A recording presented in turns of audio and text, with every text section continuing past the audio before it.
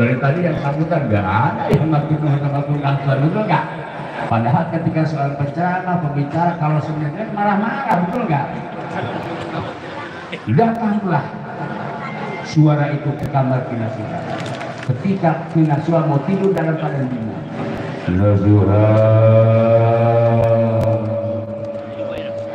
takut nggak bu? Saya itu mah.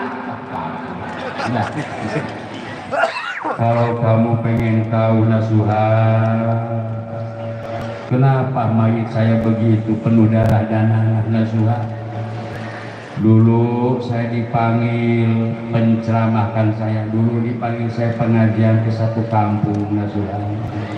Saya dikasih makan dengan daging itu lihat Nasuha. Kalau katakan keramik KW 8. Kemudian itu daging ada yang nyempil di gigi saya. Saya mau pulang, saya ngambil pagar di rumah itu buat dijadikan tusuk gigi, tapi tanpa seizin yang punya pagar rumah itu. Itulah dosa saya.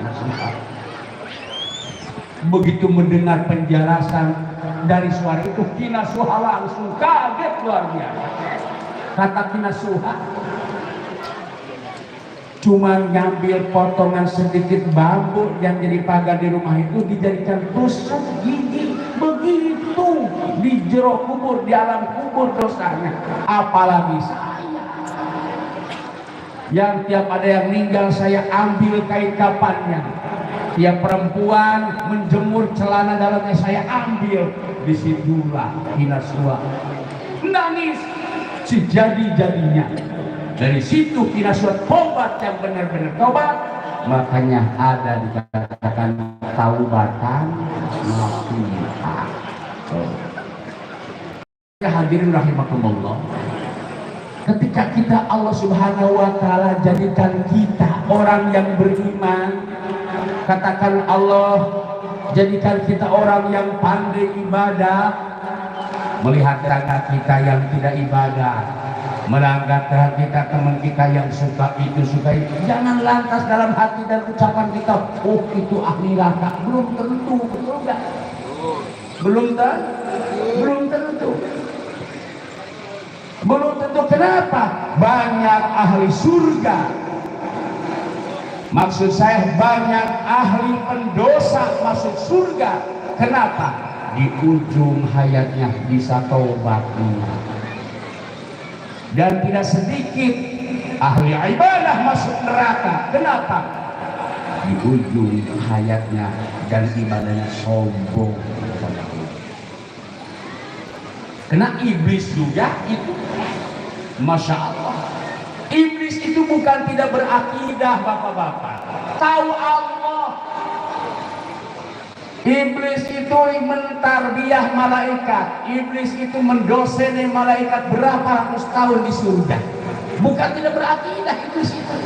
Kenapa Allah masukkan neraka iblis? Karena ibadahnya sombong. Makanya hadirin rahimakumullah, kita dipersatukan dalam hari ini di Cibinong dengan Ketua Bapak Tengku Mustafa Abdul Ghani.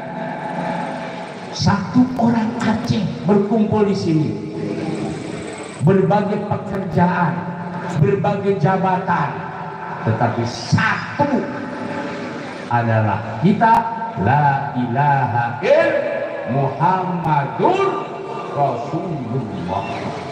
Dan kemudian ada Maulid Nabi. Yuk, bukan hanya kita peringati Maulid Nabi, yang terpenting kita contoh perilaku dan akhlak Rasulullah Sallallahu Alaihi Wasallam. Karena ketika ada umat Islam memperingati Maulid, yang pertama yang kita harapkan adalah syafaat daripada Rasulullah.